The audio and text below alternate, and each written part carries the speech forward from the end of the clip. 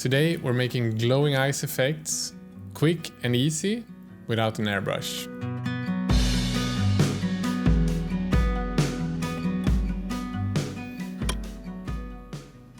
Tror att det var bra, va?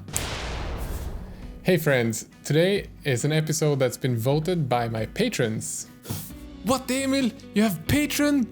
Why, yes I do, and these lovely ladies and gentlemen gave a bunch of suggestions of type of videos they wanted to see, and then they got to vote amongst those, and this video was the clear #1 winner. So, this week's episode is going to be a quick technique episode. I'm going to go through how you easily can make glowing eyes, glowing runes, glowing weapons, glowing hair and fireballs and things like that without an airbrush. You could easily do this with an airbrush as well, but today I'm going to show you how you can do it without one. But first, here's a message from this week's sponsor. It's a brand you've probably already heard about. Skillshare is an online learning community with thousands of classes covering dozens of creative and entrepreneurial skills.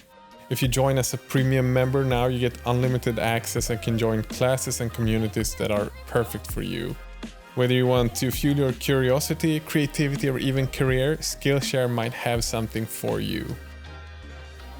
Because Skillshare is sponsoring this video, you can sign up in the link in the description and get a 2 months free trial.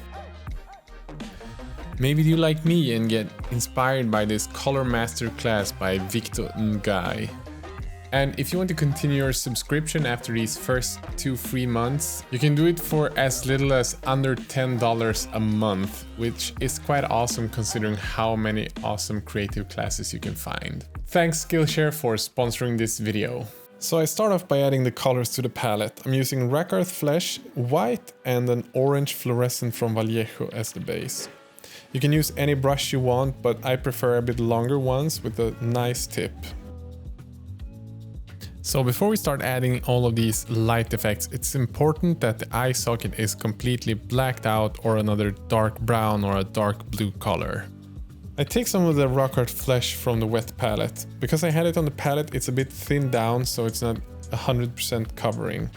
I painted one layer over the eye and just make sure that I'm incredibly steady, leaning my arms towards the desk to make sure that I won't shake with the brush when I try to paint the eye. Make sure you leave the rim around the eye completely black. The deepest socket should still be black. When that is done, I add about a 50% mix of white into the Rakarth Flesh and paint that on about 50% of the eye where I want it to be the brightest.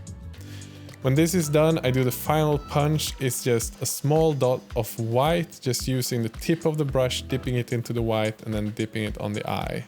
And we're on to the last step already. It's time for the fluorescent orange. I made sure that I shake this bottle properly before I added it to the palette. This is to make sure that the medium and the pigments and the fluorescent color isn't separated. The fluorescent colors has a different sheen to them, and I learned this from one of my commenters, Kevin, who told me that the fluorescent paints shifts invisible ultraviolet light into the visible spectrum, and thus it reflects more light than usual colors.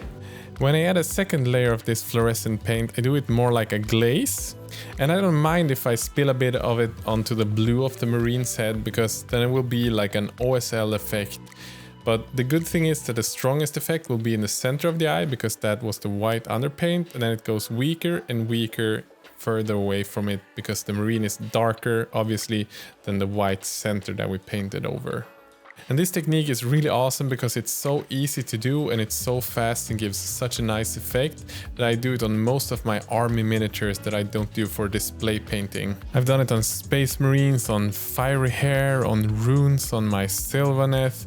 I've done it on my Gork and Mork sticks for my Iron Jaws, and I've done it on glowy eyes where I just want a magic effect on miniatures. But the possibilities are really endless. Try bolters for space marines, for example. So guys, that's it for today's video. Thanks so much for watching. Don't forget to check out the link to Skillshare in the description below for 2 free months. Leave a like, a comment if you like this type of video. Maybe subscribe if you want to see more hobby videos. I know this was a short one, but next week we'll be back with a bit longer episode. And if you want to be one of those who gets to vote on some of my episodes, to become part of the Patreon, you can visit my Patreon campaign. On there, you can also join an epic Discord chat with about, I think it's 130, 140 different Patreon supporters. It's a great active chat today where we talk about miniatures and life every day, and I'd love to have you join and support the channel there. If you have any questions about the gear I use, whether it's the brushes I used in this video, the airbrush I use, or maybe some of the camera equipment I have, I listed all of those things on my website, and all of those products listed are also linked to Amazon via my Amazon associate links. And if you follow those and purchase anything, Amazon gives a kickback to the channel, and that's a great way of supporting this channel as well. So with that said, have a great day. Bye.